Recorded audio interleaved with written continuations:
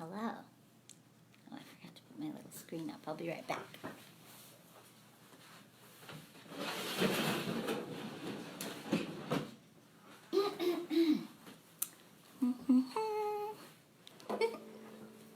Okay. Welcome. Let me just get situated real quick.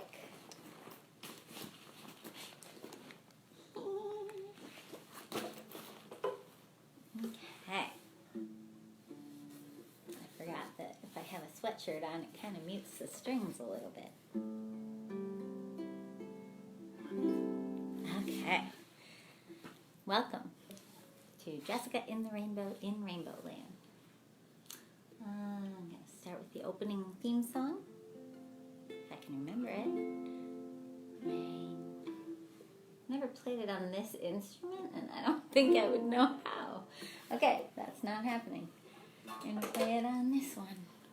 Very similar instruments, but not exactly the same. Okay. Sorry, my brother's texting me. Okay, I want to respond to him, but I should probably keep going with the show. I don't know how I would respond to him while I am on my phone filming. Okay, anyway, focus. Hi, Steve. I'll respond to your text after my little show. My little long show, but that is what it is. Here we go. Okay. Welcome.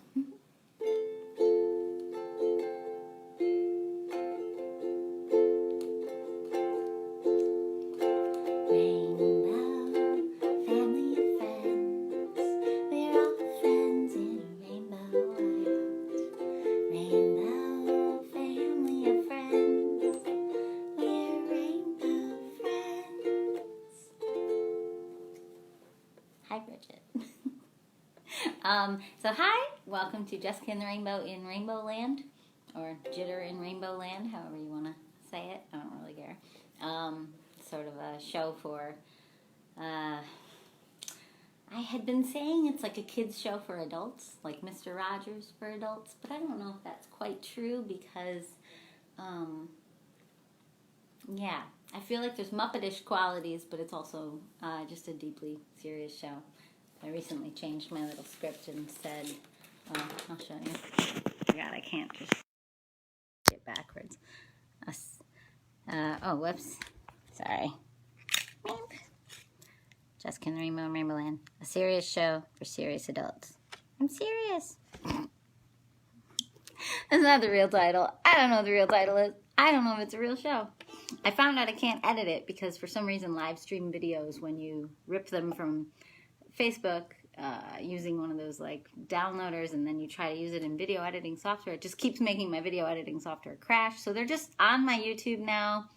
I'm all caught up, so the whole first 6 episodes are all on my YouTube, but they're in pieces. So like whenever the live stream bumped me out, then that just made its own piece. But yeah, they're on my YouTube. They're going to have timestamps eventually of all the different segments. I'll show you all the different segments ahead. I've never just shown all of these. I made this on like episode 4. I finally made little title cards for all the different segments. So we're going to get started. I like to start the show with some of the lighter stuff. So I start each show with a music lesson. So if you want to see all the old music lessons, they're always at the start. I gotta do the time for the music lesson. Okay, so music lesson. So today's music lesson is kind of what I was trying to share about yesterday. So yesterday I was talking about, let's see, I got rid of that script, so it's hiding somewhere. Yesterday I was trying to tell you a little bit about, well, I started with sharps and flats, but then I was trying to move into half steps and whole steps, but instead I got really excited about the pentatonic scale, and I ended up teaching you all about the pentatonic scale yesterday. So that was not what I planned to teach, so I moved the rest of yesterday's lesson to today. which is to talk more about half steps versus whole steps. Most musicians I know really struggle with this, and I think it actually just comes down to terminology. I think the terms are terrible. I wrote down, I didn't write it this time. I wrote it on yesterday's script, like, this is terrible. Annoying, that's the word I wrote. So sharps and flats, and then I wrote half steps and whole steps, teach about that on different instruments, and I just put annoying with little stars, because I want to really stress the fact that I think those terms are what are annoying, that the concept itself is not as annoying as the terms are. So let's talk about it. Okay, so I'm going to move over to the piano in just a minute, but we're going to start by talking about half steps, the way it relates to a ukulele. So I'll tell you why that term's annoying. Half anything makes you think like half of something. Like if I said, go from here to the very next thing, you would think that's like one thing, right? It is one thing, but you would think it's one whole thing, right? Wrong. Wrong by dumb people's music theory terms. Sorry, this is a show for adults, so I say dumb and stupid because I'm not going to worry about that, even though it's cutesy. This rainbow should be like right here in that empty spot.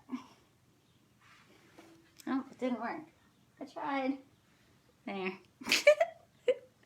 Should hang it up on the wall.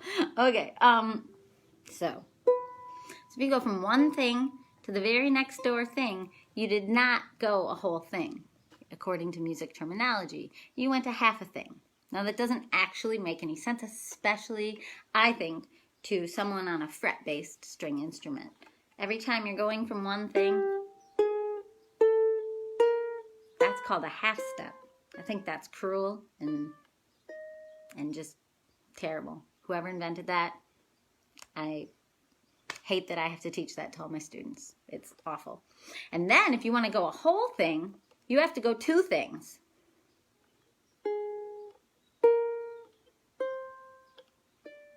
I'm playing what's called the whole tone scale right now. If I did it on a piano, you'd hear it. It sounds like magic.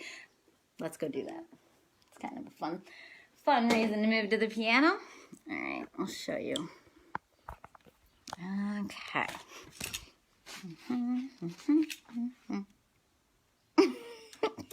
I was finally writing out a song from the musical that I wrote in college for one of my students who's going to learn to cover this song. I would like to dedicate this song from a musical that I wrote in college to my old friend Kevin McWilliams, who asked me to make sheet music for this for forever. And I never did because making sheet music is really stressful and boring and hard for me and time-consuming as heck. I did it when I was in grad school. But anyway, yeah, look, I finally... This student of mine who's going to sing this song doesn't even like sheet music. He just likes reading off chord sheets. Shout out to Jake Trigstad. And so this took me all of 5 minutes. So I could like make chord sheets for my whole musical. That would be smart. I should do that. I mean, I have a lead. Oh my gosh, I'm just rambling. This is a tangent. Okay, let's move that. Where should I put this? Let's try right there. Okay. So, where we left off, oh yeah, you can't see it, it'll be backwards. So half and whole steps. So, maddening. Well, first I'm going to play you the whole, this is why I said I'd move to the piano. This is the whole tone scale.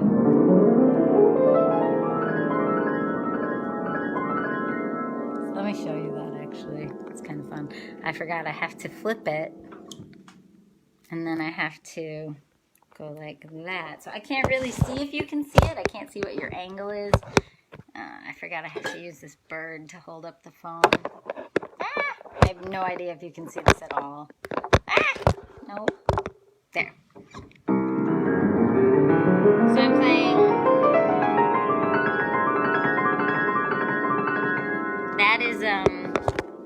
That was playing a C, a D, an E, and then jumping up onto these three black keys. F sharp, G sharp, A sharp, and then C, D, E, F sharp, G sharp.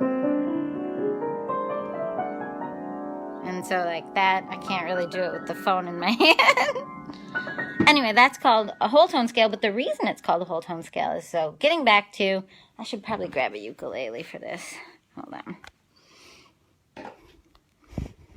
So, getting back to what I was saying about half steps and whole steps. Oh gosh, this is my very expensive one. don't know that I should be balancing it here. Anyway, so like I was saying, if we say that this is from here, I gotta strum, to here, and your brain thinks, oh, that's one thing, that's not considered a whole thing. In music, that's called a half step, from here to here. But if I go from here to here, sorry, that looks like I'm going two things. 1, 2. But that's considered a whole step. So now let's look at that on piano. Goodbye. Thank you for serving. Okay, so now on a piano, this is where people get confused. So from here to here, a lot of people are like, if I tell you that's a whole step because that's two things, a lot of people's brains are like, well, no, it's not. I'm going to the very next door thing. Dun, dun, dun. You have to count that. So from here to here is really from here to the next thing touching, which is to here, which is to the next thing touching, which is to here. So this to this is a whole step, which is one thing, it's two things, or two half steps. So half step, half step. So now to demystify this, which I said was all whole steps, all you have to do is look at it. You always have to be going two things. Or another way you could think of it is you always have to be skipping one thing. From here to here, you skipped this. From here to here, you skipped this. Now from here, you can't go to here if you're trying to play all whole steps, because you have to skip one thing. So now this one goes to there. This doesn't sound good with the pedal. So from here to here is that.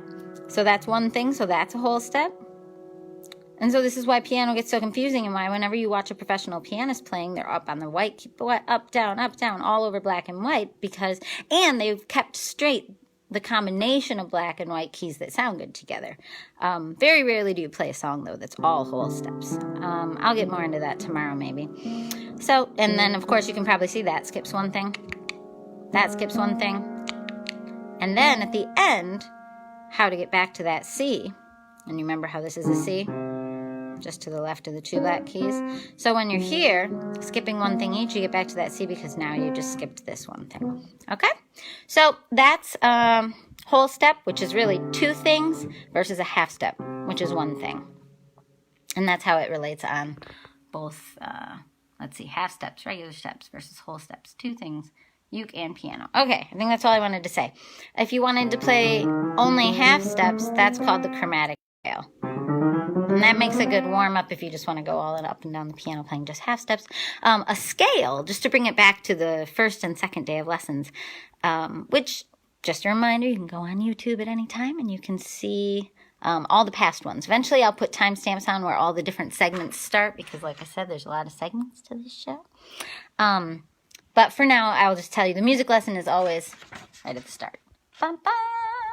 Okay, but what I was saying in the very beginning, and what I was just going to remind you of today, do, re, mi, fa, sol, la, ti, do, if you want to get really analytical about it, or it's not even that analytical, it's kind of necessary, you can see that this now is a whole step, right? Skipped a thing, or two things, but don't really call it that. That's just so you understand it. Whole step, so do to re is a whole step, re to mi is a whole step, mi to fa is... I was letting you answer, but anyway, yeah, half step. So, whole step, half step, whole step, half step. So you can build any scale if you know that pattern. So you just say the word start for the first one you push. You say start, and then you go whole, half, whole, half. And that's it. That's how you build a scale. So I could build one on any note. I could just be like here. Oh, I was like going to say, I'll teach this another time, but I'll just teach it right now. So pick any note. But it can be a black key. It can be anything. And you start there and you just say start. And then you go whole, half, whole, half. And you could build all 12 major scales yourself without taking a piano lesson. And you could do this on any instrument. You just build it whole, half, whole, half. And so a lot of people who want to learn to solo, like with their friends, they want to jam, and their band calls out like, hey, we're playing in G, and say you don't know the G scale. You don't have to know the G scale. You just have to know that G is start, and then from there, it's always a whole step above the G, a whole step above that note. So, well, G, a whole step above is A, then a whole step above that A is B, and then you're into the half step zone. And that half step is from B to C. I could show it on the piano, but it doesn't matter. You just have to know that, like, oh, hold on. I'm not very good at ukulele, but you would have to know it. Okay, here's a G. So you'd be like G, then go a whole step up, A, then go a whole step up, B. Now you're at the half step, C. And then you're at 3 more whole steps in a row. Whole step, whole step, whole step, and then end with a half step. And I think real fret-based string players know not to just go up the whole way on the string. There's ways that you go up like that and whatever. It's you know, take real lessons. But that's just for anyone who's never had an easy time like having it sink in. Like, what's the system? And I think that if you learn that system, it's a way of never having to learn all 12 of the scales. Or 12 more if you want to learn the minors. You don't even have to learn the minors. I'll teach more about that someday. You can just use the majors for any minor key. Whole other story. Okay. My music lessons always get really long, which is a little frustrating for me because it's the first segment. But I just get really excited about music theory. It's kind of a passion. All right. Next segment. It's time for the Doodleshare. All right. So, I'm going to go over to this doodle chair, which is what I've named this chair. And we're going to get the doodle journal. I'm going to pull up. And I need my script. Let's put it right there. Need some markers. Let's see. Thanks to Jacob for this mug. Thrifted it. Okay, so this is yesterday's doodle. My mom's contribution was French toasty. We gave him a beret. So the reason for the doodle share, the reason for this segment is, and these are some other doodles that I've done in past shows. Again, you can go on the YouTube channel and find all these old ones. They'll be time-stamped eventually if there's a segment you really like. But basically, I'm just trying to inspire joy in the beginning part of this show and remind you that you can spread joy among your friends and family with things as silly as drawing a doodle for them. You don't have to be a professional artist to make things for people. That's a few days ago, because this is a frog I doodle all the time, and then this is me showing people that you can just even do it slappily when you get good at it. Whatever. Okay, today's doodle. Here we go. So today's doodle, I'm going to flip it first and talk to you. Okay, because I need to look over here. You would just be staring at the blank paper while I look. Okay, today's doodle is, I wrote duck ghost ? It's not meant to be a ghost, but I kind of couldn't remember how to draw this duck I used to draw a lot. Again, for a depressing reason, and I'm trying to reclaim my own story, but I had tried to help my ex in the past by taking a plan that I had had for myself, which was to make a kids album, and included him in it, and then ended up including him in it so much, and he was going through really, really rough patch, and had been for a long time, and we ended up separating, which was a very good thing for me, but one of the biggest sad things for me was that I had invested about 1.5 years into making this kids album with him, and so I felt like, even though I wrote all the songs, and I ended up just giving him the rights to it, and I don't use it anymore, which was hard for a while, because when I was in high school, I used to doodle that frog I just showed you, and it felt weird, like, oh, well, now it's like that's the frog I ended up doodling for the project that I made with him. So that was a pretty rough patch for me, is how do I reclaim my own love of drawing frogs, my own fake record label that I made back when I lived in Chicago, Cathartic Frog Records. There were just so many things that had frog elements to it, and then that had, and so then we had made up this duck character, and but I had made a voice. I mean, it's my own voice, so then I started feeling bad if I ever made that, like, Muppety cute voice. I would remember having made that voice and given it to that project. So, and then I became very anti-collaboration for a long time, because, you know, it's kind of like becoming anti-relationship. I'm not one of those people who became anti-relationship But I became anti-creative collaboration because it was very traumatic for me to have to kind of throw away my own creative collaboration just because his voice was all over it. So I don't know what lessons that I've learned from that. I do still collaborate now, but I am very aware of that possibility. And yeah, life can be painful. Sometimes the most joyful things are the things that are painful later on if that collaboration or that relationship falls apart. So this is me reclaiming a duck doodle. Or as I called it, a duck ghost, because I couldn't remember how to draw it. The frogs I had been drawing since I was young, but the ducks I just drew for that project.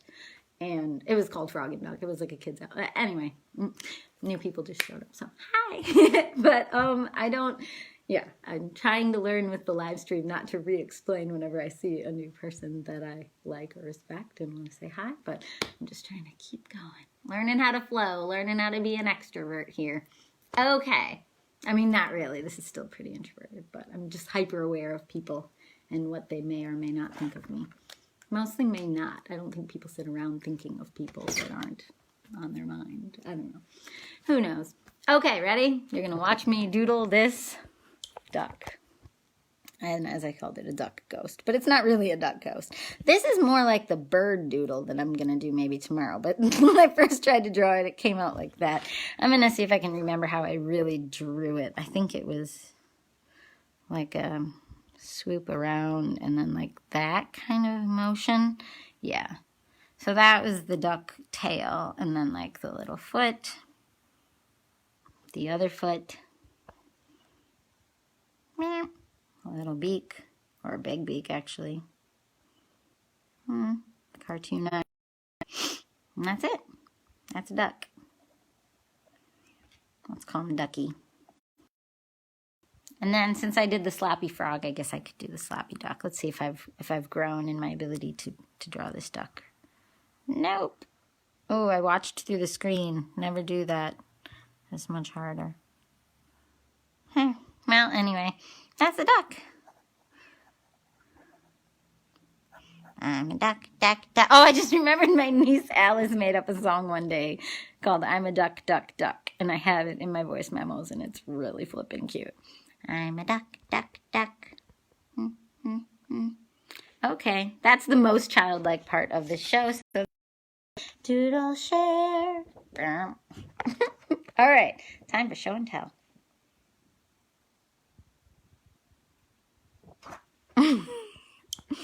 Okay, so for today's show and tell, I'm going to show you... So for all week this week, Monday, Tuesday, and Wednesday, I've tried to show you a clip from the Doodle music video I've been working on. It's my first time using one of my lyric videos, and I just realized I haven't changed the filter yet. Hold on one second.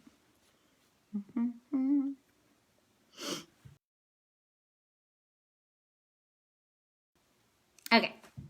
So yeah, all week I've tried to show this Doodle music video and it's not working. Like my computer will crash or like other things will happen.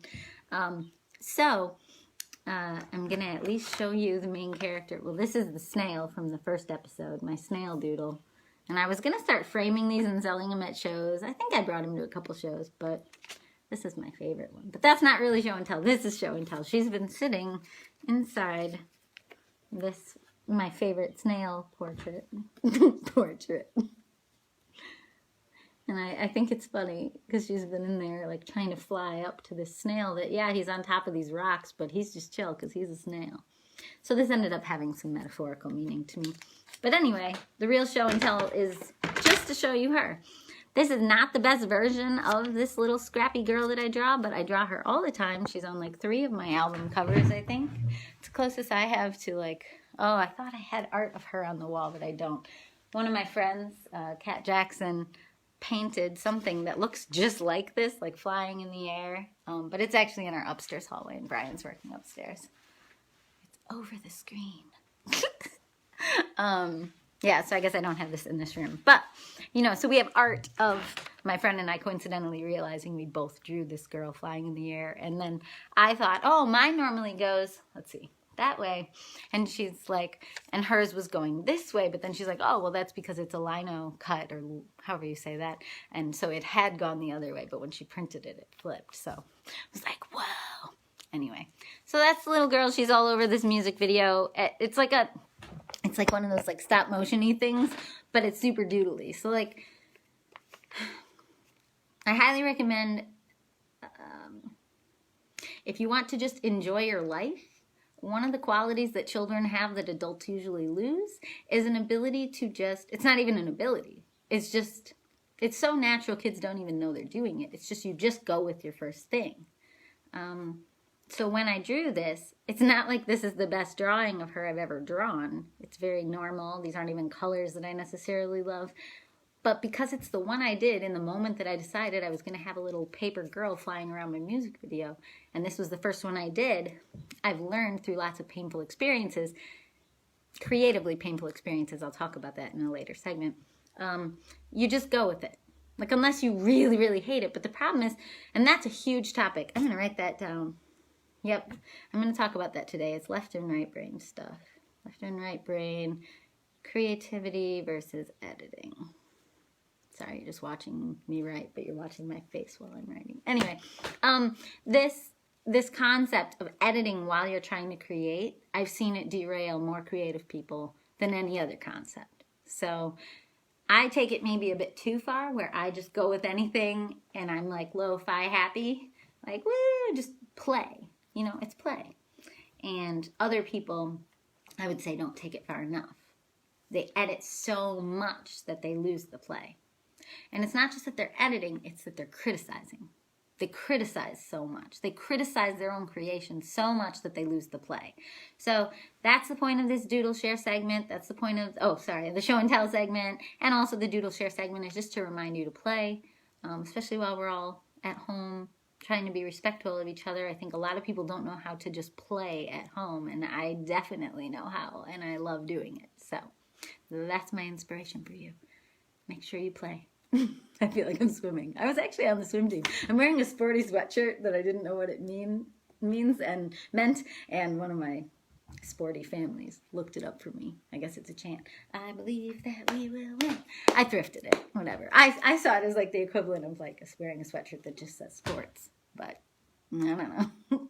Anyway, next segment. Here we go.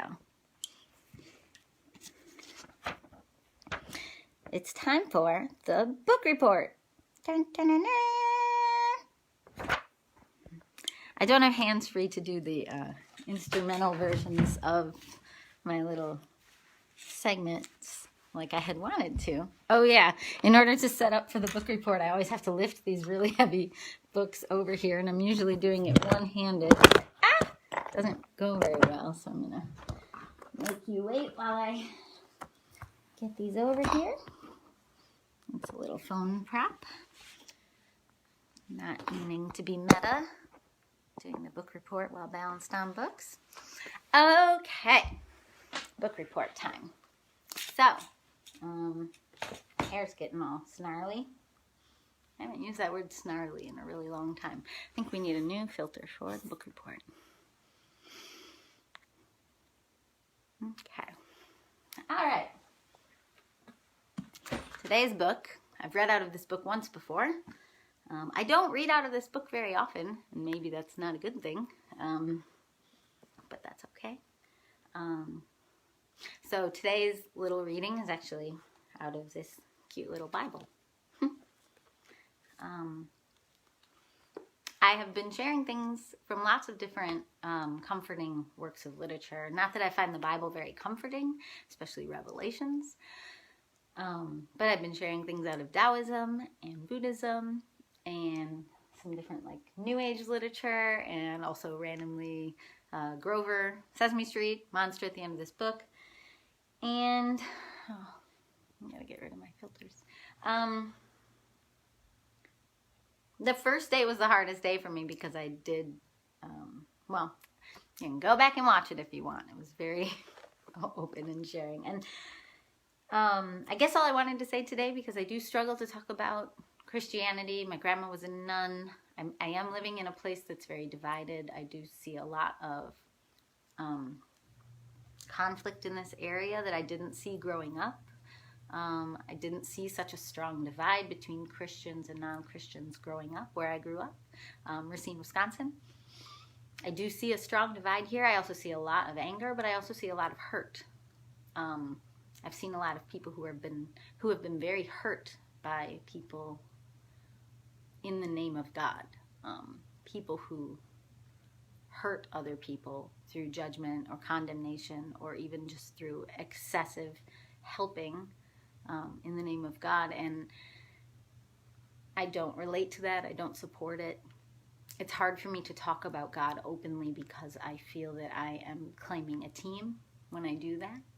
So that is something I'm trying to get over for myself, and I'm also trying to help others get over. If you believe in God, but you don't believe in, say, churches or just a specific church because you see a lot of negativity there or judgment or straight up evil, like, why would a group of humans be above the possibility of something really bad? You know, like, they're not. In fact, most churches hopefully are being open about the fact that they're full of what they would call sinners.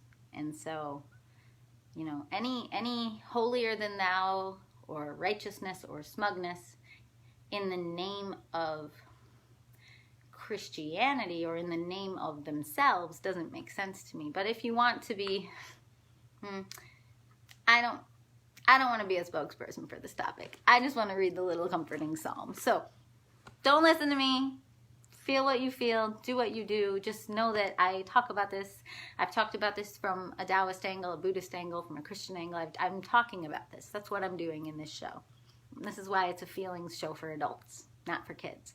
Because I'm trying to tackle very difficult themes. I'm trying to tackle places that caused me to leave my own natural childlike faith and become an atheist, or first an agnostic and then an atheist, because of issues that I had had socially around being a person who believes in God.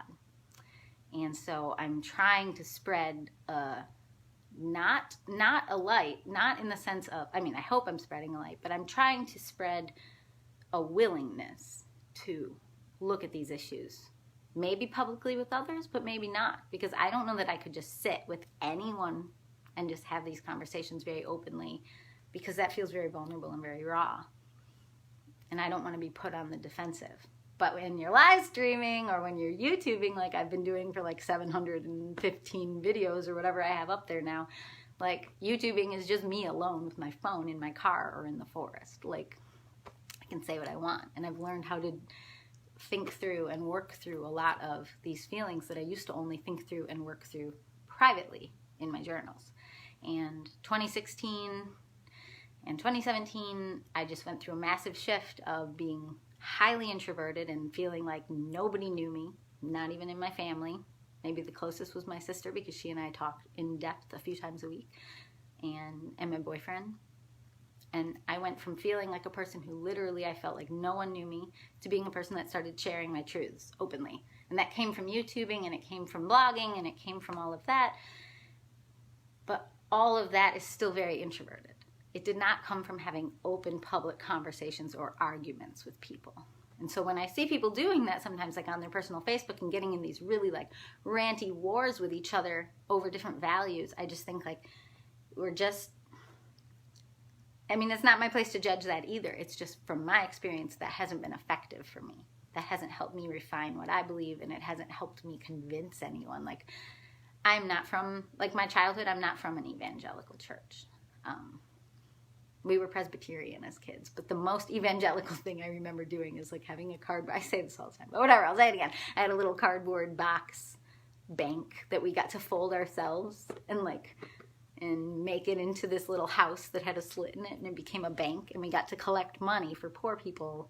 I don't even remember what charity, but I just remember it was cool that I got to put my spare change in this box and then return it to my Sunday school class when it was full or whatever. That's all I really remember about going out, you know.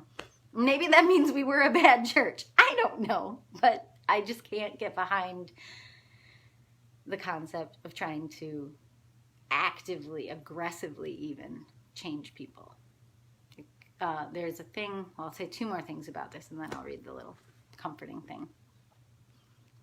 Hawaii and 12-step world. I was in the 12-step world for a while to help me with a person who was really struggling, and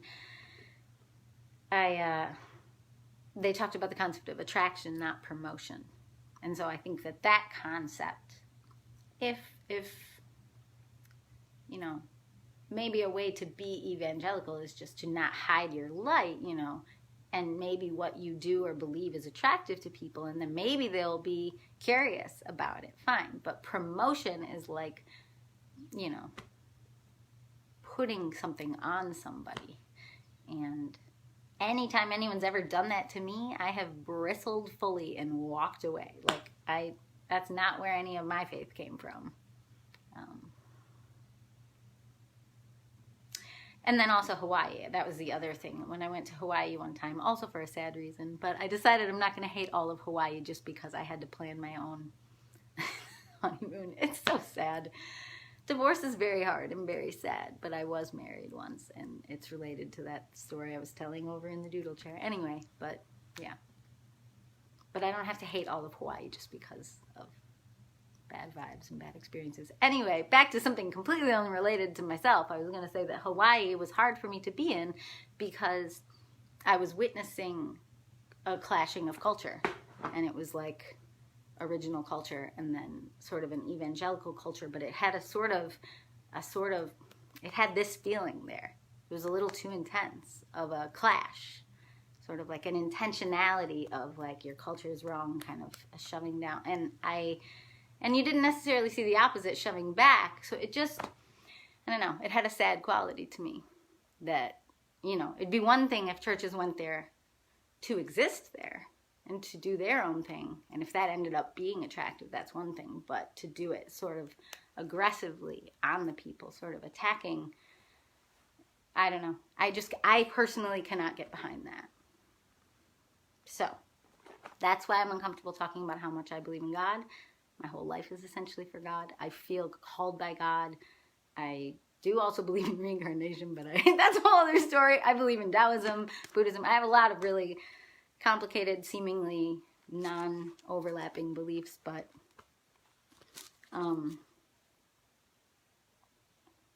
yeah. I'm just going to read the psalm now. Anyway, I was going to say one more thing. If that movie 23 creeped you out, and anytime you think of it, or you think of that number and you get creeped out, because I've heard of people who said that movie like haunts them and they're afraid of that number still, you could have that help you remember Psalm 23. Where is it? It's, hold on. There you go. So that's what I'm going to read. This is, I think this is the most famous psalm. Sometimes when I think of Bible stuff, because I don't read the Bible very often, sometimes when I think of it, I think of like Linus from Peanuts. Lights, please.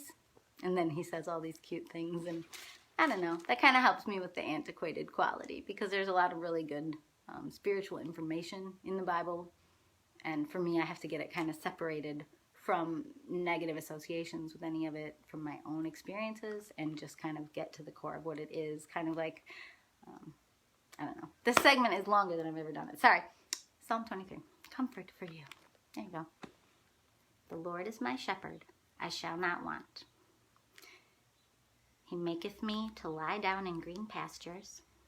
He leadeth me beside the still waters. He restoreth my soul. He leadeth me in the paths of righteousness for his name's sake. Yea, though I walk through the valley of the shadow of death, I will fear no evil, for thou art with me. Thy rod and thy staff, they comfort me.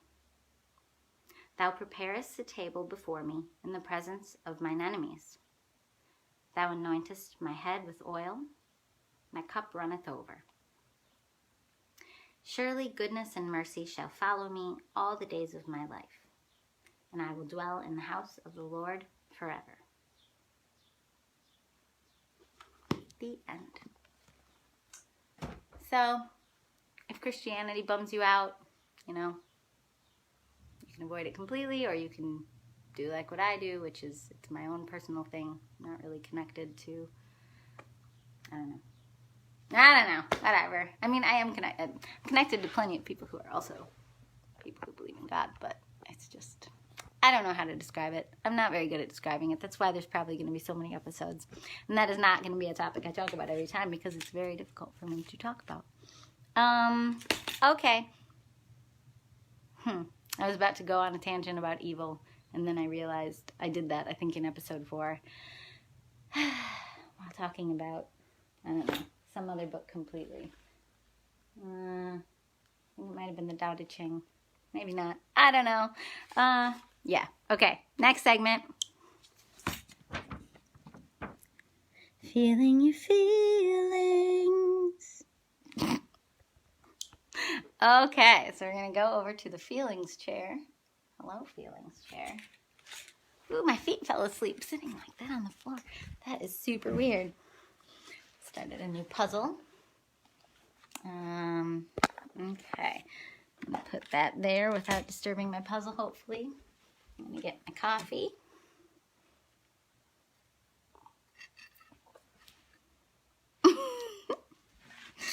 Okay.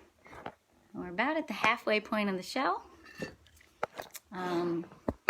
Although the second half tends to often go on a little longer. Let's try a new filter. What should we choose? There's this one I really like, but I don't see it right now. Nope. Nope. Nope. Sorry. This is a very important part of the show, is picking the filter. It's loading, and I think that's a sign not to worry about those ones. So let's see if I can pick from one of these ones that are already loaded. How about, well, I guess I'll just go back to these hearts. I can't get to it right now for some reason. I don't know. It's saying that it's loading, but it's really not. Oh, it loaded. Woo woo! Here we come, weird filters. Ooh, I haven't done this one in days. We can just have some color. Okay. So, there's normally red in this one though too. I don't know. It's just green today. Maybe that's not interesting enough. So, feeling your feelings. I'll try to talk about that segment coming up and pick the new filter. Oh, I love this one. This is my favorite.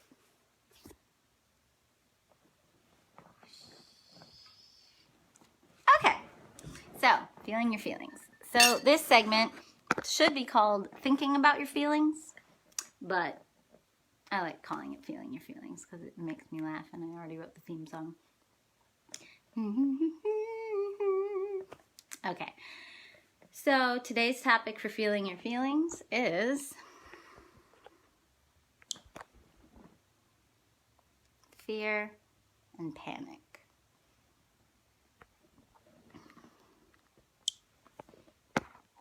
All right, I have already done a show where I talked about fear. You know what? I'm not feeling this filter today. Speaking of feeling, I normally love this filter. Let's try this one. This one's normally too distracting for me, but I think I need distracting right now to kind of help me focus. Okay, that seems backwards, but it's true for me. So the Feeling Your Feelings segment, I always just pick a feeling. I think I've done discouragement. I think fear, grief. Sometimes they're like collections of feelings, and I just talk about them. And I try to give insight into how I deal with them, and I try to give insight into how I dissect them and understand them. By dissecting them, understanding them a little bit better,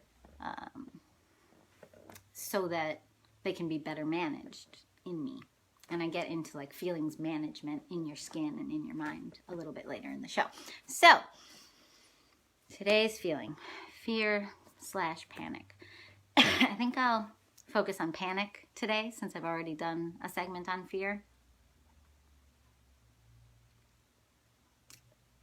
And maybe a good way to start with this is to talk about evil, which I kind of brought up by talking about Psalm 23.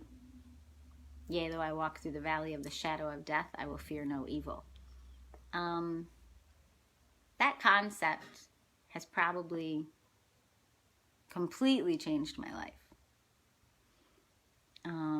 because it feels very illogical to walk through the valley of the shadow of death, which all that means is to walk in places where I should feel unsafe, to walk through the valley of something terrifying, a rough neighborhood, you know, known for its crime or gang violence, or some situation where you feel physically unsafe, maybe being a woman late at night, if one of your friends just got raped. I mean, there's so many situations where I feel unsafe in my skin.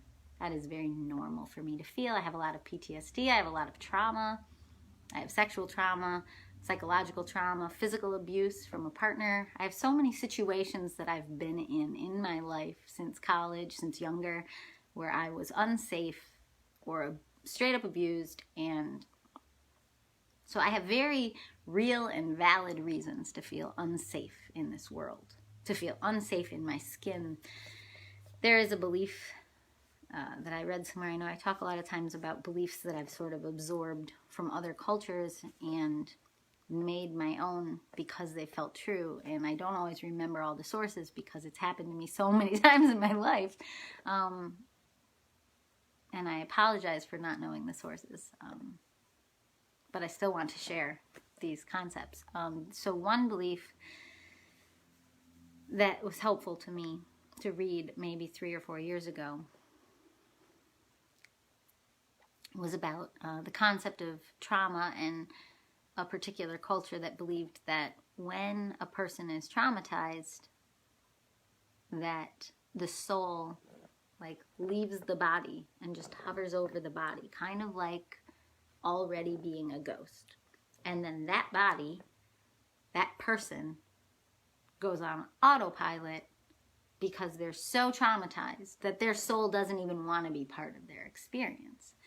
And when I read that, maybe 3, 4, 5 years ago, it hit like literal bricks. Like I can still remember a dream I had when I was a child, learning how to, I was never going to share this, learning how to block something out. This is probably going to make me cry, but maybe not, because I've thought about this and I've reintegrated this into my life.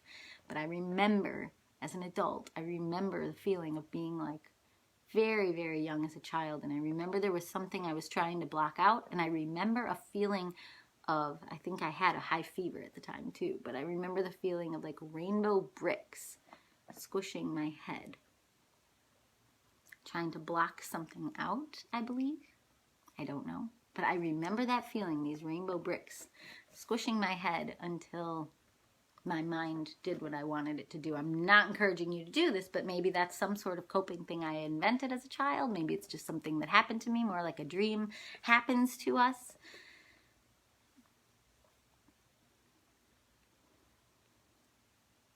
But so back to this idea of if a soul can like just straight up to be like, I'm gone, and maybe it's still like connected by a tether. Well, so what happened to me is after I had read about that concept, I became, like 4 or 5 years ago, I became very curious about seeing if my soul would want to come back into my body. Like if that had happened to me, which it felt like it had because I kept choosing abusive partners, physically abusive, mentally abusive. I was in places and situations where I was sexually abused. There were so many situations where, sorry if you think this is like a kid's show. I know it starts out very silly with doodles and music lessons, but this is a very serious topic show for adults. And if there are kids here, hi, I love you. Mwah. I know you have your own traumas too. A lot of mine happened when I was young, but living in a weird world where there's no real separation of adults and like older kids now. Like you guys are seeing anything you want, I guess, on the internet. Anyway.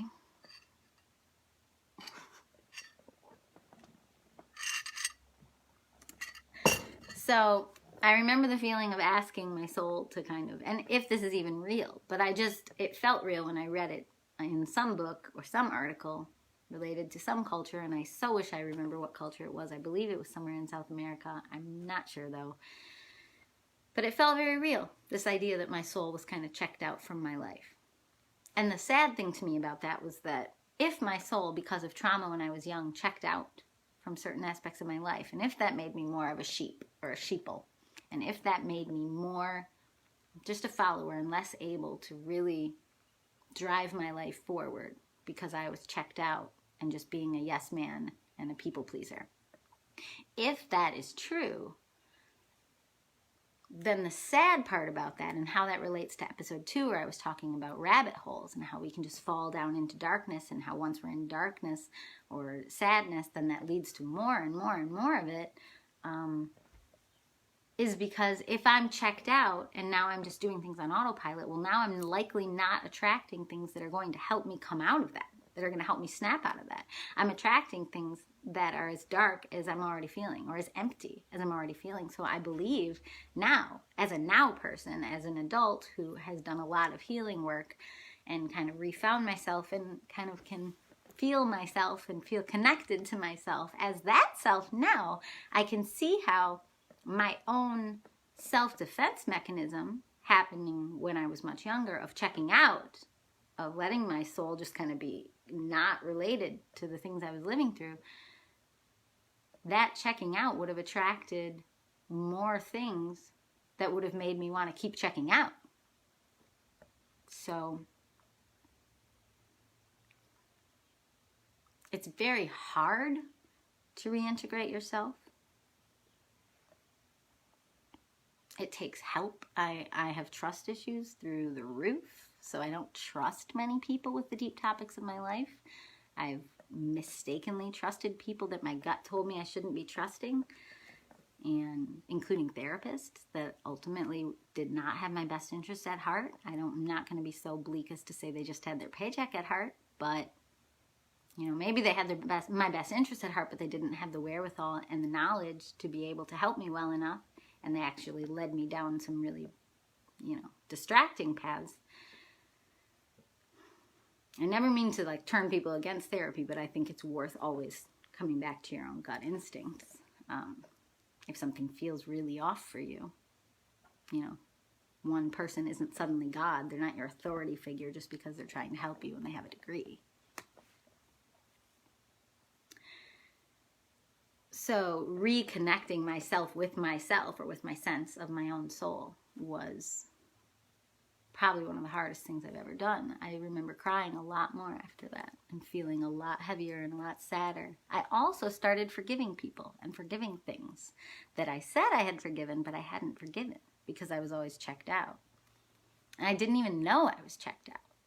But my body was just this throbbing, unhealed wound of, back to the topic that I haven't even really started talking about yet, of panic, of, I was in fight or flight mode, but 24/7. So it's like having high anxiety or PTSD. And no wonder my soul didn't feel comfortable in this space, if that's even true or even what it is. But even just as a metaphor, that's a helpful metaphor. If you're feeling 24/7 panic and sadness and anxiety in your skin, and you don't feel connected to yourself, then even if it's not actually true that your soul is tethered 6 feet above your body or some random thing, even if that's not actually true, that's a really useful metaphor or image. And I really believe in creative visualization. Oh, which reminds me, I skipped a segment of the show. I thought something fell off. I'll do that one tomorrow. It's one that is about visualization. It's a new segment. I just started it, called Imaginary Power. And it's where I talk about how you have power just in your own mind. All I was going to do today was take you on an imaginary vacation because we're homebound, and just kind of remind you that you can, like a child does, you can use your own mind to imagine being on that beach, to imagine anything, to imagine any sort of beautiful thing that you want to be true. You can use your mind to enjoy that experience and generate the feelings of that experience. We as adults often use our mind so much for negative things, for fear. We think we're doing it in the name of reason, or being responsible, or being adult-like, or being practical, or being logical. All we're doing is not misusing, taking for granted. No, it's a different word. Wasting? I don't know. Not enjoying a quality of the human experience, which is the ability to imagine the best. I had a friend once, she happened to be a therapist, but for me she was just my friend, and she said, well, if you're going to live in your imagination, Jessica, why don't you imagine the best case scenarios? Because at the time I was living in a lot of fear and panic. And she's like, well, if you're going to just imagine what might happen, why don't you just think of the best possible way this could go? And I was like, ping, ping, ping. You know, I was like, that really is weird that I don't do that, like, at all at the time. Now I'm...